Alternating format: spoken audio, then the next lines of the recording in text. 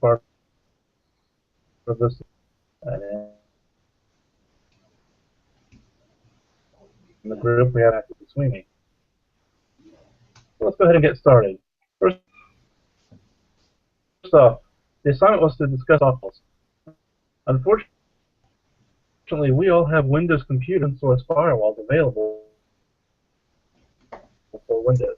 Now, there's all available for Windows, but they all are proprietary software.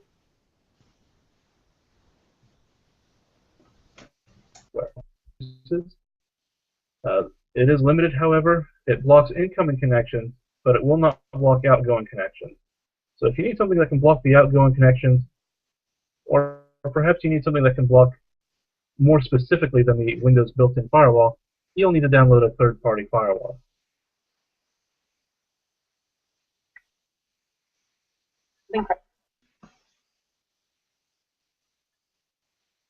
Hello, my name is Keith Higby. I'll be covering the hardware versus the software firewalls. There's two different types of the firewalls. Hardware firewalls are OS independent, meaning they do not require an operating system to run. They are installed directly to the computer or to the hardware that it's running on, and it does not have an operating system layer. They require very little resources. Many times you may see a home enthusiast who may have a hardware firewall running on a decade-old computer. So that is not uncommon. However, most hardware firewalls are usually found in corporations and businesses, and they're usually standalone devices. They're not actual computers. They're usually found along with the routers and switches. Software firewalls, on the other hand, they vary based upon the OS that's being run. There's actually many different software firewalls out there. Some are free, some aren't. And again, these are most often found used by home users. Most home users have some sort of software firewall. And in fact, most of the retail operating, or most of the operating systems out there come standard with a hardware or with a firewall built in. And they provide various functions such as packet filtering, which would be filtering by IP address, by port, whether it's TCP or UDP, as well as network address translation. And that's the idea of spoofing your actual real IP address with a more of a private address.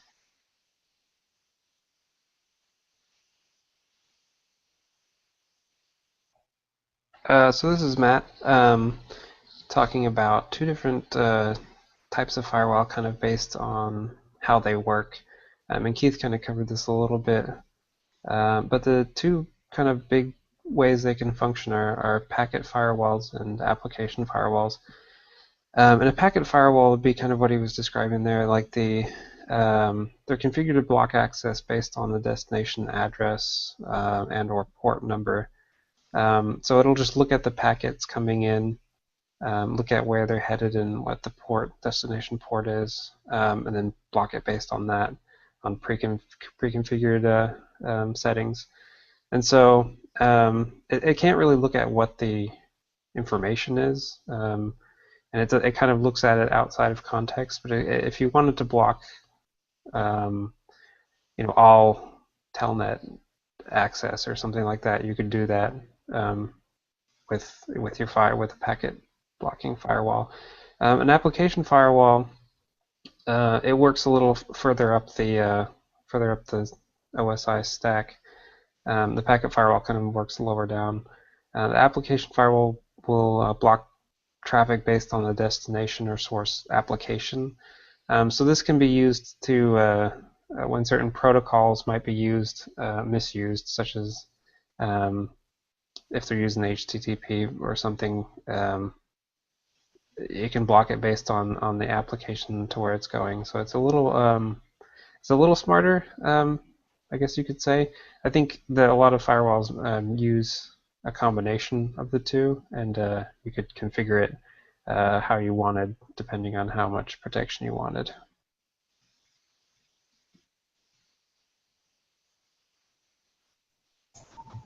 This is Camian Dastrup. I'm going to talk a little bit about the pros and cons of the firewall we installed. It's called Zone Alarm. Just quickly, some of the pros are that it's easy to install.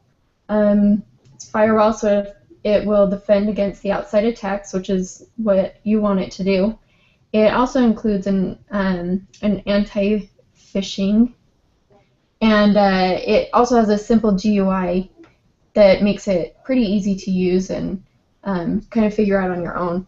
Some of the cons is it does not offer exploit protection, and we did download a free version. So with the free version, you only get the basic functions included.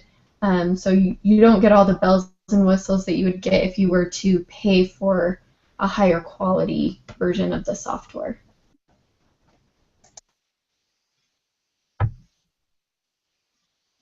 Alright, now time to actually show the installation of the software. So I've already downloaded it from the internet, from the Zone Alarm website. It's asking if I want to allow the following program to make a change. Hit yes. Welcome to Zone Alarm. So now I recommend here, notice most of the time I would not recommend setting your home page based on whatever somebody else wants. It won't let you agree unless you click on the very small skip all offers located in the lower left corner. And now we wait for a moment. This won't be too long.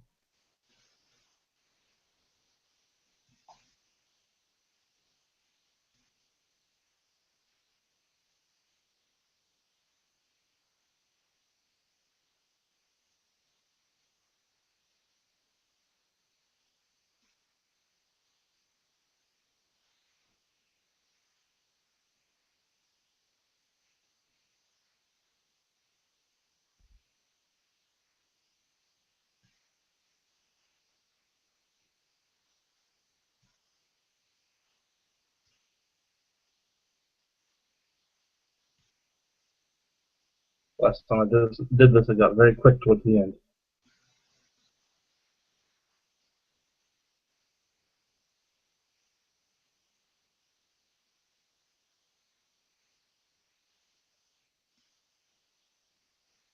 Every time it's different.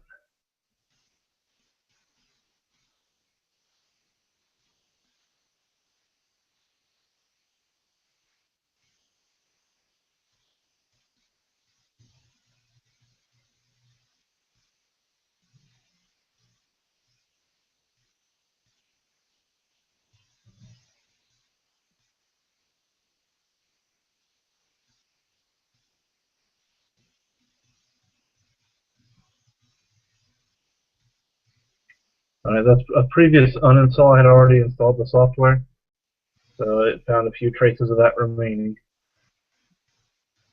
If it's the first time, that won't pop up for you.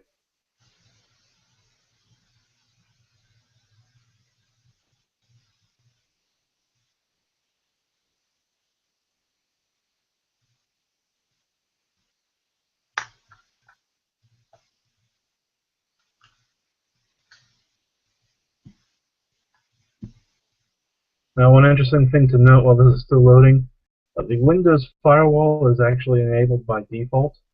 Once this is installed, that will actually disable the Windows default firewall. You can type in your email for getting the security updates. At this point, we're not going to go ahead and do that.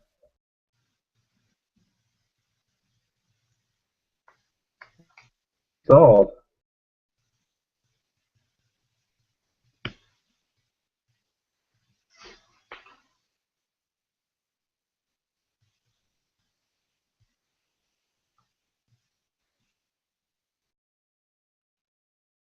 So right there is the main interface for the firewall. You view the data.